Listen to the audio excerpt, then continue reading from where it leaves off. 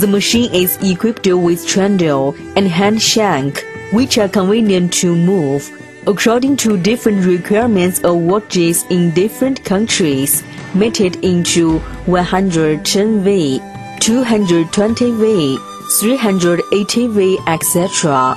Open power switch and check whether the machine operates normally or not, whether there is noise or not.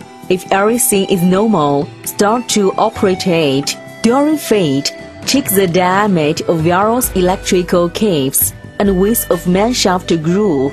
Put electrical cable into related feed opening.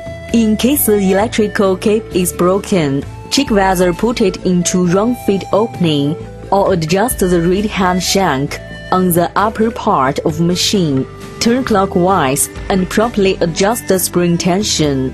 Then start to work. If the two marks of processed materials are too deep or processed materials have fracture of wire, pay attention to the following conditions. 1. Turn the reed screw rod on the upper part anti-clockwise and properly adjust the spring procedure.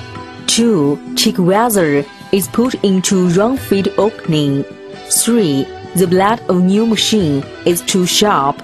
It would operate normally after operating for several hours.